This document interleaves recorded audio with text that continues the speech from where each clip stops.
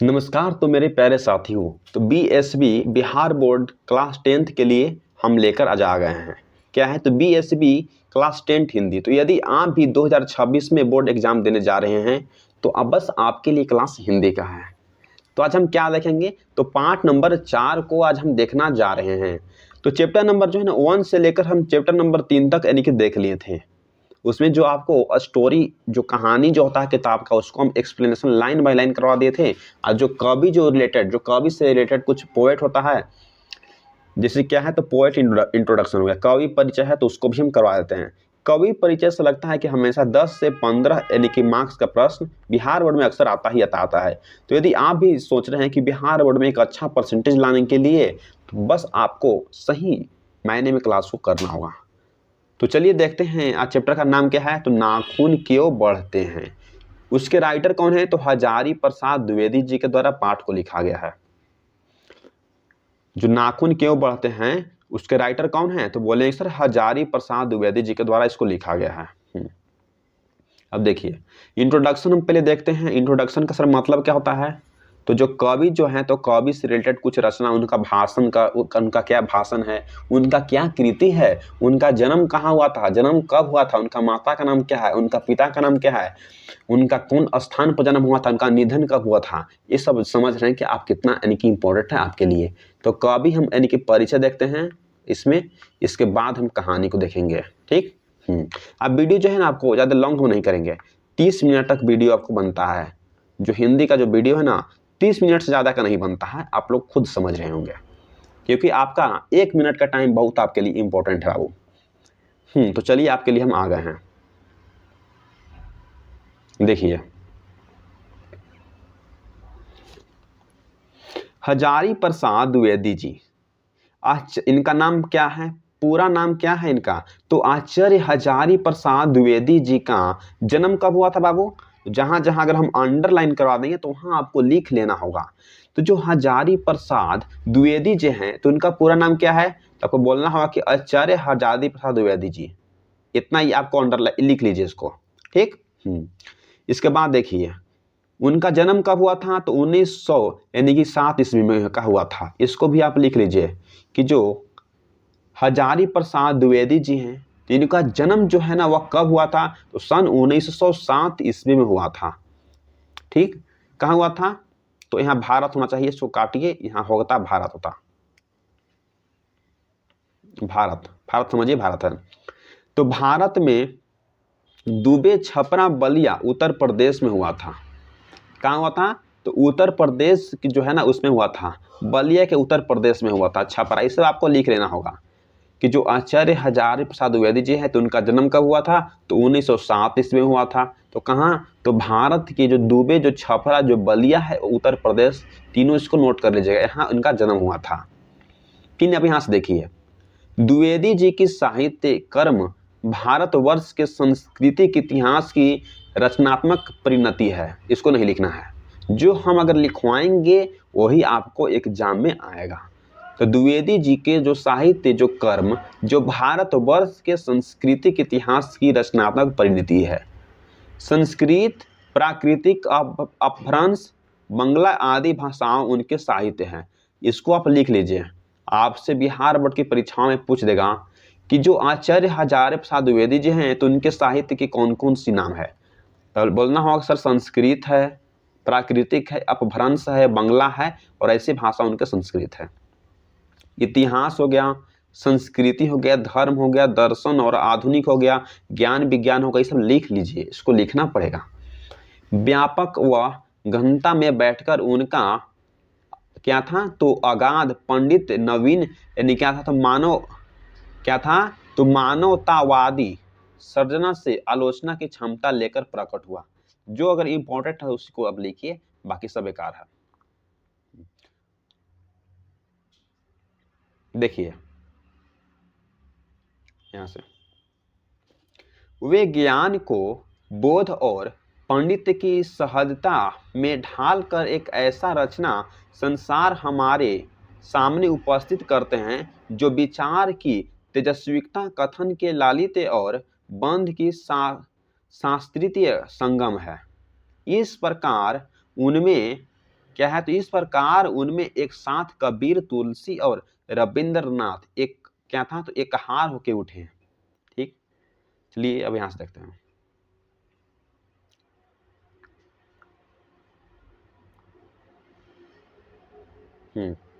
लोक रहा होगा, देखिए अब यहां से, उनकी सांस्कृतिक दृष्टि अपूर्ण है। बोला जा रहा है कि जो उनकी जो सांस्कृतिक जो दृष्टि है ना, वह पूरा नहीं है, अपूर्ण है। उनके अनुसार भारतीय संस्कृति किसी भी एक जाति की देन नहीं है। आश्चर्य, जो हजारी प्रसाद द्विवेदी जी हैं, तो उनके अनुसार जो भारतीय जो संस्कृति किसी भी एक जाति की देन नहीं है, बल्कि समय समय पर उपस्थित अनेक जातियों के श्रेष्ठ साधन क्या है, तो साधनसों के लन क्या था, तो लवन नीर संयोग से विकसित हुई है। द्विवेदी जी की कुछ प्रमुख रचनाएं हैं, तो आपको यहां से लिखना होगा। जो हजारी प्रसाद द्विवेदी जी हैं, तो उनकी प्रमुख रचनाएं हैं, तो उसको आप अपने कॉपी में नोट डाउन करना अब स्टार्ट करिए। उसको हम लिखवाते हैं, जो आपको ग्रीन से होगा। ठीक, लिखिए, अशोक के फूल, इसको आप लिख लीजिएगा, अशोक के फूल इन्हीं की रचना है। क्या है, तो कल्पलता, कल्पलता किनके रचना है, तो इन्हीं की रचना है। विचार और वितर्क, विचार और जो वितर्क है ना, किसकी रचना है, तो हजारी प्रसाद द्विवेदी की रचना है। कुटज इन्हीं की रचना है, इसको लिख लीजिए। विचार और प्रवाह इन्हीं की रचना है। आलोक पर्व इन्हीं की रचना है। प्राचीन भारत के कलात्मक विनोद इन्हीं की रचना है, इसको लिख लीजिए। इनके कुछ जो है ना निबंध है, अब इनको कुछ निबंध हम लोग देखने जा रहे हैं। देखिए क्या है, तो बाण भाट की आत्मकथा, बोला जा रहा है कि जो बाण भाट की आत्मकथा, चारु चंद्र लेख क्या है, फिर देखिए यहां से देखिए, पूर्ण नरवा इन्हीं का है। फिर अनामदास का पोथा, अनामदास का पोथा, इसको बहुत बार एग्जाम में पूछा गया है कि जो अनामदास का पोथा किसका निबंध संग्रह है, तो बोलना होगा कि आचार्य हजारी प्रसाद द्विवेदी जी की। फिर इनके कुछ उपन्यास है, तो उपन्यास को हम लोग देखना शुरू करते हैं। देखिए क्या उपन्यास है, तो सूर साहित्य कबीर, मध्यकालीन बोध का स्वरूप, नाथ संप्रदाय, कालिदास की लालित योजना, हिंदी साहित्य का आदिकाल, हिंदी साहित्य की भूमि, हिंदी साहित्य उद्भव और विकास, आलोचना साहित्य कुछ इनका है, इनका कुछ आलोचना साहित्य है, इसको भी लिखवा देते हैं। देखिए यहां से है संदेश, संदेश रासमक, पृथ्वीराज रासो, इसको कई बार बिहार बोर्ड की परीक्षाओं में पूछा गया है कि जो पृथ्वीराज रासो है वो किसकी, वह साहित्य आलोचना है, तो बोलना होगा कि हजारी प्रसाद द्विवेदी के है। आपको एक एक मार्क्स में जो प्रश्न जो आएगा बस यही से आता है, तो आपको लिख लेना होगा। ठीक, नाथ सिद्धांतों की बानियां, नाथ सिद्धांतों की बानी किसकी है, तो बोले कि इनका ग्रंथ संपादन है। विश्व भारती इन्हीं का है, शांति निकेतन इन्हीं का है। पत्रिका का संपादन, जो द्विवेदी जी थे ना, और कुछ पत्रिकाओं को संपादन करते थे। सर संपादन का मतलब क्या है, तो ट्रांसलेट करते थे, एक भाषा से दूसरी भाषा में उसको ट्रांसलेट करना ही संपादन कहलाता है। द्विवेदी जी को आलोक पर्व पर साहित्य अकादमी पुरस्कार भी दिया गया है, इसको भी आप लिख लीजिए। ठीक, कि जो द्विवेदी जी हैं, जो इनको हम शॉर्ट में द्विवेदी जी ही बोलते हैं, उसको उनका पूरा नाम क्या था, तो आचार्य प्रसाद द्विवेदी जी था। तो द्विवेदी जी को जो आलोक जो पर्व है ना, तो आलोक पर्व पर कौन सी पुरस्कार दिया गया है, तो साहित्य अकादमी पुरस्कार दिया गया है। इसको भी आप लिख लीजिएगा कि जो द्विवेदी जी हैं, तो इनको आलोक पर्व पर क्या दिया गया है, तो साहित्य अकादमी इनको पुरस्कार भी दिया गया है। देखिए अब भारत सरकार के द्वारा पद्म भूषण सम्मान या लखनऊ विश्वविद्यालय के द्वारा डिलीट की उपाधि मिली है। भारत सरकार के द्वारा इनको क्या मिला है, तो पद्म भूषण सम्मान मिला है, और लखनऊ विश्वविद्यालय से इनको क्या मिला है, तो डिलीट की उपाधि मिली है। इसको भी आप लिख लीजिए, आपसे कई बार बिहार बोर्ड की परीक्षाओं में सब पूछ देगा। ठीक, वे काशी हिंदू विश्वविद्यालय, बोल रहा है कि वे काशी हिंदू विश्वविद्यालय, शांति निकेतन विश्वविद्यालय या चंडीगढ़ विश्वविद्यालय आदि में वह प्रोफेसर एवं प्रशासनिक पदों पर रहे थे।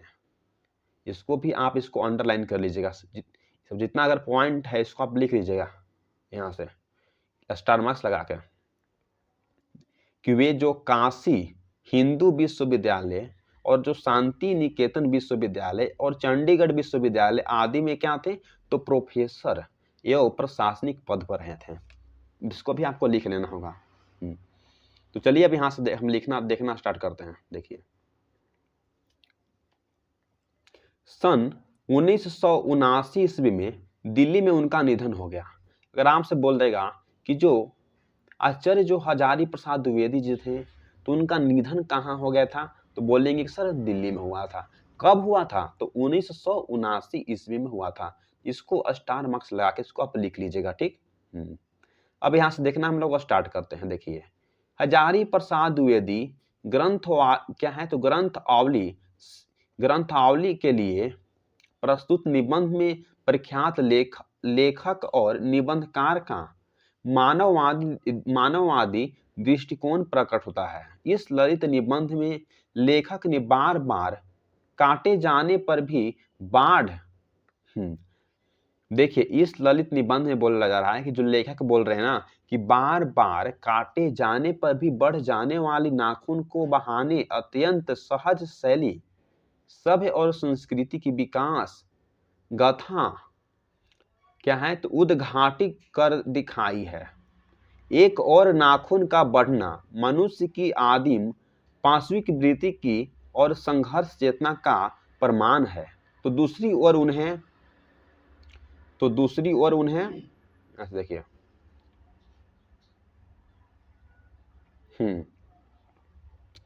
तो दूसरी ओर उन्हें बार बार काटते रहना और अलंकृत करना, बार बार उन्हें काटते रहना और अलंकृत करते रहना मनुष्य की क्या है, तो सौंदर्य बोध और सांस्कृतिक चेतना को भी निरूपित करता है, उसको दिखाता है। लेखक ने नाखून के बहाने मनोरंजन क्या है, तो मनोरंजन शैली में मानव सत्य का दीर्घ दर्शन कराने का सफल प्रयत्न किया है। यह जो निबंध है ना, नई पीढ़ी में सौंदर्य बोध, इतिहास चेतना और संस्कृति आत्मगौरव का भाव जगाता है। इतना तो हो गया। कवि जो परिचय है ना, कवि से रिलेटेड जो भी अगर प्रश्न आपको बोर्ड में आ सकता था तो उसको हम करवा दिए हैं, तो उसको आप याद कर लीजिए, नोट कॉपी में उसको नोट कर लीजिए। अब यहाँ से हम लोग जो है ना वह कहानी को शुरू करते हैं।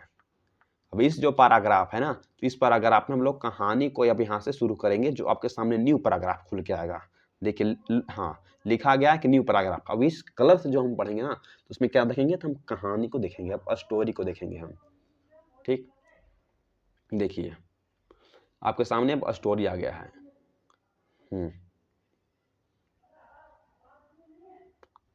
देखिए, खुल गया वो। बच्चों कभी कभी चक्कर में डाल देते, बोला जा रहा है कि बच्चों जो है ना कभी कभी चक्कर में डाल देने वाले प्रश्न बैठकर करते हैं। अल्पज्ञ पिता बड़ा दयनीय जीव होता है। मैंने हजारी प्रसाद द्विवेदी जी बोल रहे हैं कि जो हमारे बच्चे लोग जो है ना, तो कभी कभी चक्कर में डाल देने वाले प्रश्न को पूछ देते हैं कि अल्पज्ञ पिता बड़ा दयनीय जीव होता है, ठीक। यहां से देखते हैं, मेरी छोटी लड़की ने जब उस दिन पूछ दिया कि आदमी के नाखून क्यों बढ़ते हैं। लेखक बोल रहे हैं कि मेरी छोटी जो लड़की थी, तो जब उसने एक दिन मुझे पूछ दी कि जो आदमी है तो आदमी के नाखून क्यों बढ़ते हैं, क्यों आदमी के नाखून बढ़ते हैं, तो मैं कुछ सोच ही नहीं सका। बोल रहे कवि कि मैं कुछ सोच ही नहीं सका। हर तीसरे दिन नाखून बढ़ जाते हैं। बच्चे कुछ दिन तक अगर उन्हें बढ़ने दे तो माँ बाप अक्सर उन्हें डांटा करते थे। बोल रहे हैं कि अगर हर तीसरे दिन नाखून बढ़ जाते हैं, बच्चे कुछ दिन अगर नाखून नहीं काटते हैं, उन्हें नहीं बढ़ने देते हैं, तो माँ बाप अक्सर उन्हें डांटा करते हैं, ठीक। तो इसलिए काटना उसको जरूरी था, पर कोई नहीं जानता है कि ये, बोल रहे कवि कि पर कोई नहीं जानता है कि ये अभागे नाखून क्यों इस प्रकार से बढ़ता रहा है, या जो नाखून है ना क्यों इस प्रकार बढ़ा करते हैं। काट दीजिए, वे चुपचाप दंड स्वीकार कर लेंगे, पर निर्लज अपराधी की भांति फिर छूटते ही सेध पर हाजिर हैं। इसका मतलब क्या है? नाखून को जब आप एक बार इसको काटिएगा यहाँ से ना, तो फिर 1 सप्ताह के बाद फिर ये बढ़ जाता है। इसी को कवि कहे हैं कि निर्लज्ज अपराधी कवि किसे कहे हैं। आपसे बिहार बोर्ड की प्रश्न पूछता है कि कवि जो ने निर्लज्ज अपराधी किसे कहे हैं, तो निर्लज्ज अपराधी व नाखून को कहे हैं। बोल रहे हैं कि निर्लज्ज अपराधी की भांति फिर जो है ना वह छूटते ही सोंद पर हाजिर हो जाता है। इसको भी आप लिख लीजिएगा। देखिए अब यहां से हम लोग देखते हैं, आखिर ये इतनी बेहया क्यों है? कवि बोल रहे हैं, कुछ लाख ही वर्ष की बात है कि जब मनुष्य जंगली था, वन मानुष जैसा था, उसे नाखून की जरूरी थी। उसकी जीवन रक्षा के लिए नाखून बहुत जरूरी थी। असल में वही उसके अस्त्र शस्त्र थे। कवि बोल रहे हैं कि आखिर ये जो इंसान जो है ना इतना बेहया क्यों हो गया है कि कुछ लाखों ही वर्ष की बात है कि जब मनुष्य जो है ना वह जंगली था, वन मानुष के जैसा था, उसे नाखून की तो अक्सर जरूरत थी, क्योंकि उसको शिकार करने के लिए या उसको सुरक्षित रखने के लिए, उनकी जीवन जो है ना उसके रक्षा के लिए नाखून बहुत जरूरी थी। असल में वही उसके जो ना अस्त्र शस्त्र भी थे। नाखून जो क्या था, तो जो आदमी का जो था ना वह अस्त्र शस्त्र भी था।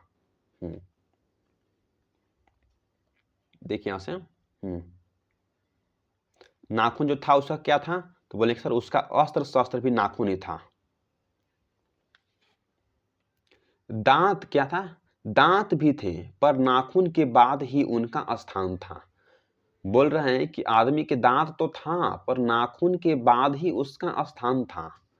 उन दिनों से उसे जूझना पड़ता था, माने उससे जो ना लड़ना पड़ता था, उसे समझना पड़ा था, प्रतिद्वंदियों को पछाड़ना पड़ता था। बोले कि प्रतिद्वंदी जो था ना उसको पछाड़ना पड़ता था। नाखून उसके लिए आवश्यक अंग था। नाखून था उसके लिए क्या, बहुत जरूरी एक भाग था, अवशेष था।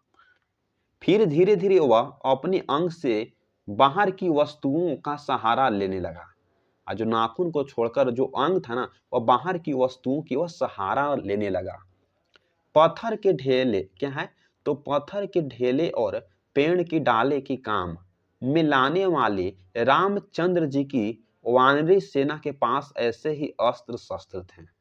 बोल रहे हैं कि जो अपने जो अंग जो बाहर से वस्तुओं का सहारा लेने लगा, जैसे पत्थर के ढेले और पेड़ की डाल का काम में लाने लगा, जिस तरह से जो रामचंद्र जी का वानरी जो सेना था उसको पास ऐसे ही अस्त्र शस्त्र थे। ठीक, उसने क्या है, तो उसने क्या देखिए यहां से कि उसने हड्डियों को भी हथियार बनाए। इन हड्डियों के हथियारों में सबसे मजबूत क्या, सबसे मजबूत और ऐतिहासिक था। यहां से देखिए बोल रहे हैं कि उसने हड्डियों में भी हथियार बनाए, और इन हड्डियों के जो हथियार में सबसे मजबूत और सबसे ऐतिहासिक था। देवताओं के राजा का वज्र, राजाओं को आप कभी सीरियल में वज्र तो देखे होंगे, तो राजाओं का वज्र जो दधीचित्र मुनि की हड्डियों से बना था। अगर आपसे बिहार बोर्ड की परीक्षा में पूछ देगा कि जो राजा था, देवताओं या राजाओं की जो वज्र है ना वह किसके हड्डी से बनाया गया था, तो बोलना होगा कि दधीची जो मुनि है तो उसके हड्डी से बनाया गया था। इसको भी आप नोट कर लीजिए, बिहार बोर्ड में पूछ सकता है। ठीक, यहाँ से देखते हैं, मनुष्य और आग क्या है, तो मनुष्य और आगे बढ़ा, उसे धातु के हथियार बनाए। और बोल रहे हैं कि जो मनुष्य जो था ना वह बहुत आगे बढ़ा और अपने एक धातु जो था ना मेटल का वो हथियार बनाए, जिनके पास लोहे के अस्त्र और शस्त्र भी थे। वे विजयी हुए, उनकी जीत हुई, मनुष्य की जीत हो गया। देवताओं के राजा तक को मनुष्य के राजाओं को इसलिए सहायता लेने पड़ती थी कि मनुष्य के पास लोहे के अस्त्र शस्त्र थे। बोल रहे हैं कि जो देवता के जो राजा थे ना, तो देवताओं के राजा को मनुष्य की जो राजा है उस मनुष्य के राजा से भी इसलिए सहायता लेना पड़ा था क्योंकि मनुष्य के पास क्या था, तो लोहा का अस्त्र शस्त्र बन गया था। देखिए असुरों के पास विद्याएं थी। असुर के पास किसके, जिसके असुर किसको कहते हैं, जिसके 10 मूड़ी होता है तो उसको हम असुर कहते हैं। जिसको 22 कान होता है ना तो उसको हम क्या बोलते हैं, तो उसको हम बोलते हैं, हाँ उसको असुर बोलते हैं। असुर ने किसको बोला गया है, इसमें रावण को बोला गया है। ठीक, इसका 10 मूड़ी होता है।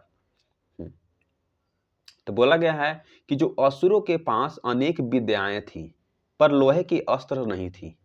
जो रावण था ना, तो रावण के पास क्या था, तो अनेक विद्याएं थी पर उसके पास लोहे के जो अस्त्र शस्त्र नहीं थे लड़ाई करने के लिए।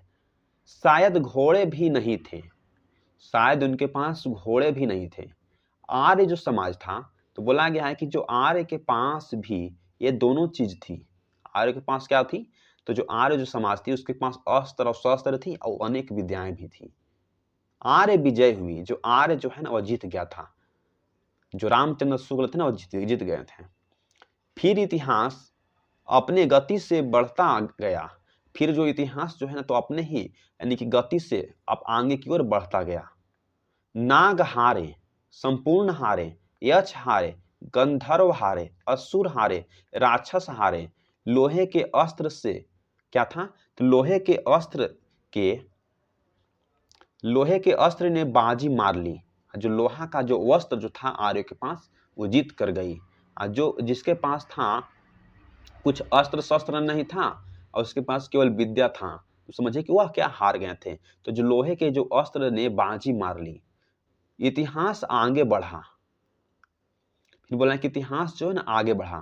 फिर पलीते वाली बंदूकों ने, बोला है कि पलीते वाली बंदूकों ने, करतूतों से क्या है, तो कारतूसे ने, तोपों के बमों ने, बम बरसक वायुमानों ने।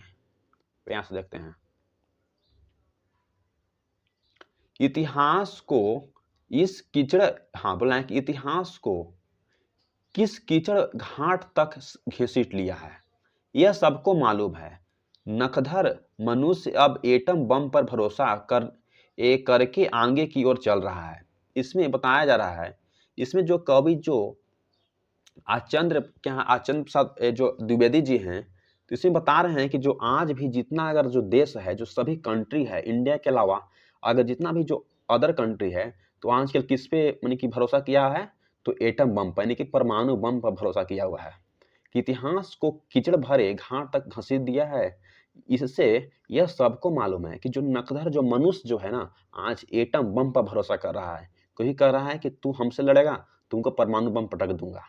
इसलिए जो बताया गया है कि जो आज जो यह मानव है ना, तो एटम बम पर भरोसा कर रहा है, कोई हमसे लड़ नहीं सकता है परमाणु बम के आगे। ठीक, यहाँ तक हो गया कि जो आज जो नकदर जो इंसान जो है ना, वह एटम बम पर अपना भरोसा करके आगे की ओर चल पड़ा। पर उसके नाखून अभी तक बढ़ रहे हैं। बोल रहे हैं कि पर उसके जो नाखून जो है ना अभी तक भी बढ़ रहे हैं। ठीक है, यहां से देखिए, भी प्राकृतिक मनुष्य को उसके भीतर वाले जो अस्त्र से वंचित नहीं कर रही है। जो मनुष्य के जो अंदर जो भीतर वाली जो अस्त्र जो है नाखून है ना, तो उससे आदमी बच नहीं रहा है, उससे वंचित नहीं कर रहा है। अभी वह देती है कि तुम्हारे नाखून को भुलाया नहीं जा सकता है। तुम वही हो जो लाखों वर्ष के पहले के नाक दंतावली जीव हो। मैंने भगवान बताते हैं कि तुम नाखून को भुलाया नहीं जा सकता है, कि तुम वही आदमी हो जो लाखों करोड़ साल पहले नख जो दंतावली जो जीव जो था ना, उसको पशु को साथी सतत पर विचरण करने वाले चरने वाले थे। तत्किम मैं बोला है कि तत्किम मैं हैरान होकर सोचता हूं कि मनुष्य आज अपने बच्चों को नाखून न काटने के लिए डांटते हैं। किसी दिन कुछ थोड़े लाख वर्ष पुरानी बात है कि वह अपने बच्चों को नाखून नष्ट करने पर डांटा, यानी कि डांटता रहा होगा। मैंने बता रहे हैं कि अगर आज कोई स्टूडेंट ऐसा है जो अगर नाखून नहीं काटता है, तो उसके लिए उसको डांट पड़ना पड़ता है कि तुम नाखून क्यों नहीं काट रहे हो। अब आज से थोड़े लाख पूर्व की बात है कि जब अपने बच्चों जो अगर नाखून को काट भी देता था, तो उसके लिए डांट पड़ना पड़ता था, तू नाखून क्यों नष्ट कर दिया। लेकिन प्रकृति है कि वह अभी नाखून को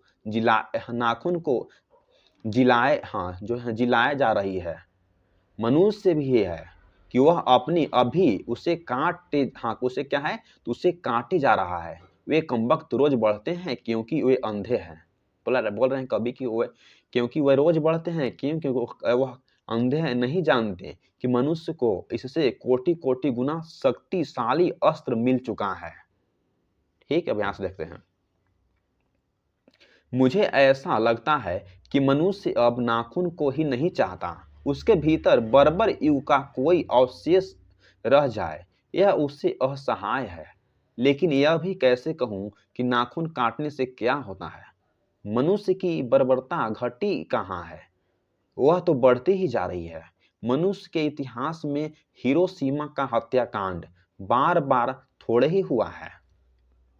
बता रहे हैं, कोई इसमें कहते हैं, देखिए कि मनुष्य की जो इतिहास में जो हिरोशिमा, जहां एटम बम जो है ना ये पटकाया था, जहां परमाणु बम इन्हें पटाया था, कहां पटकाया था? तो हिरोशिमा में पटकाया था। तो मनुष्य बोलता है कि मनुष्य के इतिहास में हिरोशिमा का जो हत्याकांड जो है ना बार बार थोड़े ही हुआ है। यह तो उसका नवीनतम रूप की ओर देखता नाखून के नाखून, देखिए मनुष्य के जो नाखून हूं, तो मैं कभी भी निराश हो जाता हूं। ये उसकी भयंकर पार्श्ववृत्ति के जीवित क्या है? प्रतीक है। देखिए अब यहां से देखते हैं कि पशुता को जितनी बार बार काट दोगे, बोल रहे हैं कि जो पशुता है उसको जितनी बार बार भी काट दो, वह मरना नहीं जानती। कुछ हजार साल पहले मनुष्य ने नाखून को सुकुमार विनोदों के लिए उपयोग में लाना शुरू किया था। ठीक, लाना क्या था? शुरू किया था। वत्स्यायन के काम सूत्रों से पता चलता है कि आज 2000 वर्ष पहले का भारतीय वासी नाखून को जमकर संवारता था।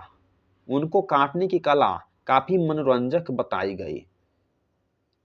फिर बोला है कि त्रिनोक, वर्तुलाकार, चंद्राकार, दंतुल आदि विविध आकृति के नाखून उन दिनों क्या थे? तो निवासी नागरिकों के लिए आया करते थे। तो अगर आपसे पूछ देगा कि जो नाखून का आकार किस तरह से था, तो त्रिकोण था, वर्तुलाकार था, चंद्राकार था, दंतुल था आदि, ये सब जो क्या था? तो नाखून का आकार बताया गया। इसको आप लिख लीजिएगा, इसको परीक्षा में पूछ सकता है। ठीक, यहाँ से देखिए बताया गया। उन दिन बोला है कि उन दिनों विलासी नागरिकों के न जाने किस काम का आया करते थे। उनको सिकत, सिकत का मतलब होता है मोम, और क्या था? तो अलकत, अलकत का मतलब होता है आलता से यत्नपूर्ण रंगकर लाल और चिकना बनाया जाता था। गौड़ देश के लोग उन दिनों बड़े बड़े नख को पसंद करते थे। अगर आपसे बिहार बोर्ड की परीक्षा में पूछ देगा कि किस देश के लोग थे ना, वह नाखून को रखना पसंद करते थे। इस लाइन को आप लिख लीजिएगा बस। गौड़ देश के जो लोग होते हैं ना, तो बड़े बड़े नख को रखना वह पसंद करते थे, और दक्षिणात्मक जो लोग होते हैं ना, वह छोटे नखों को रखना वह पसंद करते हैं। तो ये लाइन को लिख लीजिएगा, यहाँ से प्रश्न आपको बन सकता है बिहार बोर्ड की परीक्षाओं में, कि जो दक्षिणतम जो लोग होते हैं वह छोटा नख रखना पसंद करते हैं, और जो गौड़ देश के जो लोग होते हैं वह बड़ा नाखून को रखना पसंद करते हैं। तो बस आज हम यहीं तक क्लास को रहते हैं। इसके बाद जो है ना हम नेक्स्ट क्लास को यहाँ से लाएंगे, क्योंकि वीडियो जो है ना लॉन्ग हो जाएगी। तो नेक्स्ट क्लास अब यहाँ से हम करेंगे। तो जो पार्ट नंबर समझिए कि क्या है, तो पार्ट नंबर ये जो ना पार्ट नंबर हम 1 को इसको आज यहाँ से कंप्लीट कर दिए हैं। अब यहाँ से जो ना पार्ट नंबर 2 को हम करेंगे। तो thanks for watching this video. जय हिंद, जय भारत। तो यदि हमारे चैनल पर पहली बार विजिट कर रहे हैं, तो इस तरह से मजेदार आपको हम हिंदी भाषा में अर्थ में समझाएंगे। तो समझने के लिए हमारा चैनल को प्लीज़ सब्सक्राइब करिए। तो thanks for watching this video. जय हिंद, जय भारत।